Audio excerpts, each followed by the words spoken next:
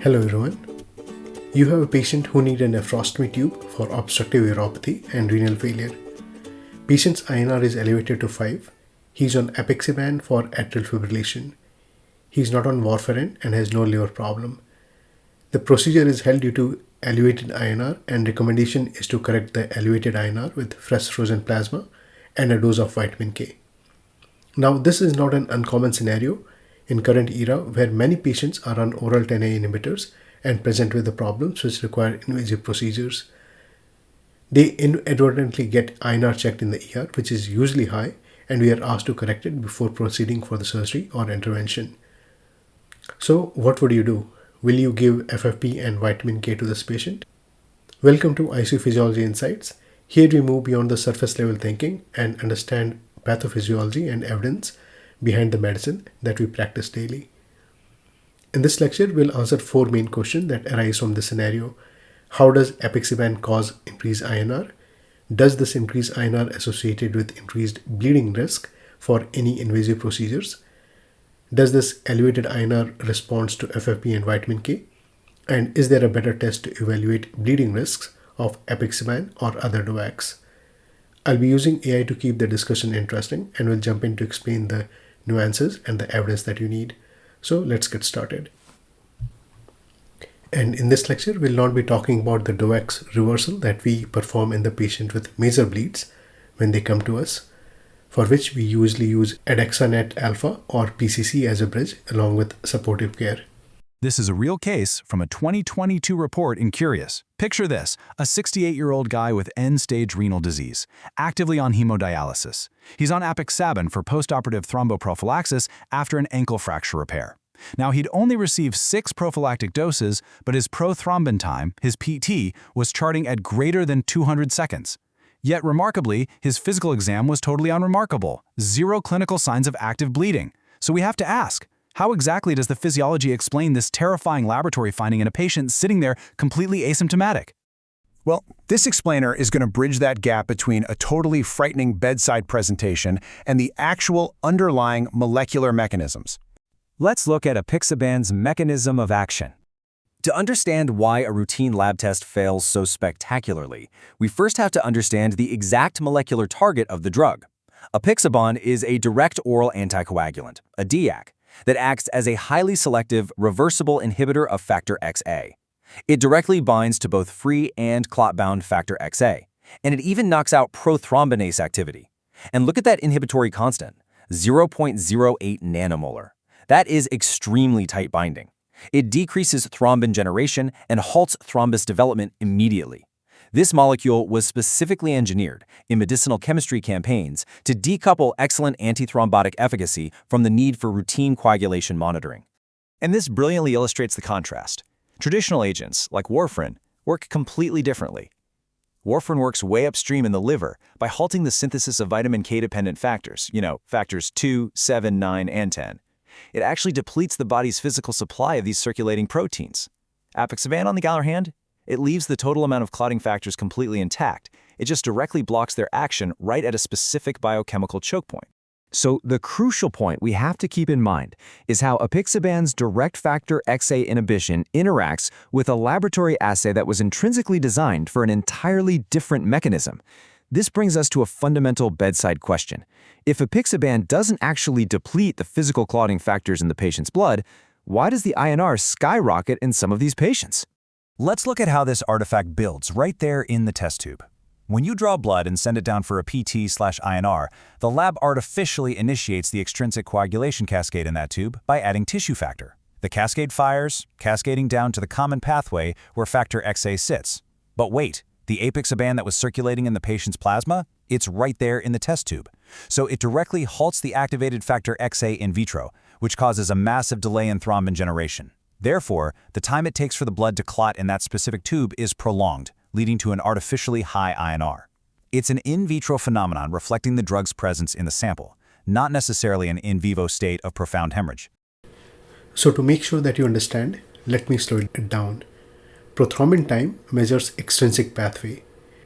Here, factor 7 is activated by tissue factor, also called factor 3, to form extrinsic tenace complex. This teenage complex activates factor 10 to factor 10A, which generates thrombin, which in turn lays down fibrin and form clots. Therefore, in lab, you add tissue factor to patient's blood to activate the extrinsic pathway and watch the time to form a clot. If this 10A is inhibited by apixaban present in the tube of patient's blood, the PT will be prolonged. To really understand the scale and the clinical implications of this assay artifact, we can turn to a 2026 retrospective analysis by El Coley and colleagues. They looked at real-world data from 194 patients taking apixaban for at least 60 days. Interestingly, despite widespread knowledge that INR shouldn't be used for DOACs, the study found that over 61% of patients inadvertently had their INR monitored anyway. And what they demonstrated was a statistically significant mean INR increase, jumping from a normal 1.03 at baseline up to 1.54 following apixaban administration, with a p-value of less than 0.001. So a mild elevation is actually the standard, expected physiological response to having the drug in the sample. But look closely at the massive standard deviation here, plus or minus 2.59. This wide, unpredictable variance is exactly what causes bedside panic. It's driven by extreme outliers shooting past an INR of 5. Because the PT assay is so heavily dependent on the specific laboratory reagents used, this completely proves the unreliability of this test for apixaban. It absolutely does not correlate in a linear, predictable way with the actual level of anticoagulation. Now, this unreliability gets magnified heavily in patients with altered pharmacokinetics, just like our initial case study. We really have to remember that 27% of total apixaban clearance is renal. While it has multiple elimination pathways, ESRD patients on hemodialysis can absolutely still accumulate the drug in their plasma. And on top of that, apixaban is a non-dialysable drug. Different DOACs have different effect on INRs. For example, rivaroxaban increases INR more than apixaban. Since now you know the mechanism of INR elevation, you can reason that the FFP and vitamin K are not going to decrease the INR. The elevated INR is an error in vitro testing. Increasing the factor levels with FFP will not reduce this INR measurement. So, if we know the INR is a deeply flawed metric for these patients, how should a physician accurately evaluate a patient's therapeutic level or their true bleeding risk? You might be thinking, can we just order an anti-XA level instead? Unfortunately, the literature tells us that even specific anti-XA testing falls short here. The 2026 El Coley study specifically notes the inability to quantitatively assess the inhibitory action of factor XA due to its low sensitivity and severe reagent-dependent variability. Therefore, trying to correlate anti-XA levels with strict efficacy or bleeding risk in patients using apixaban is highly problematic. It's generally a really poor tool for quantitative assessment in an acute setting. Now, this is a good article from American Society of Hematologists if you want to read more about the nuances of monitoring drug levels, 10A, INR in patients with DOACs. Similarly, drug level monitoring also does not have clinical utility due to lack of availability. And the concentration threshold at which DOACs have clinically meaningful impact on hemostasis is uncertain.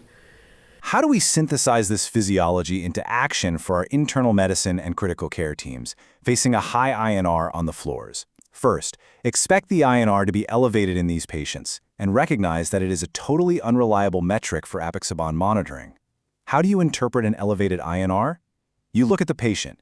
If they have an elevated INR but no signs of bleeding, do not react to asymptomatic lab artifacts by needlessly administering reversal agents. Misinterpreting this in the heat of the moment can lead to disastrous, inappropriate management decisions. Finally, remember that medications like andexanet alpha are strictly approved and indicated for actual, life-threatening bleeding, never for correcting an elevated number on a laboratory printout. Before we end this, understand that while INR elevation is an error, the information INR can provide is that the patient likely took his medications. Thus, elevated INR can suggest that a patient is probably at risk of bleeding during the invasive procedure due to his DOAC intake.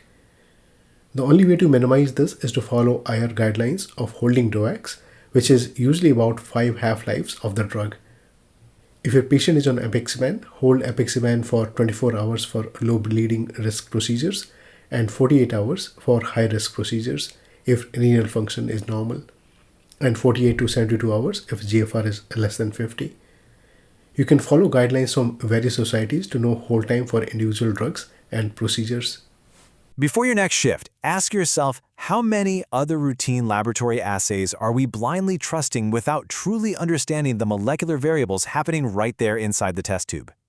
Thanks for watching. Medicine is ever-changing, and progress begins by questioning them. Treat all sources with healthy skepticism, and take the time to review the references provided in the description below.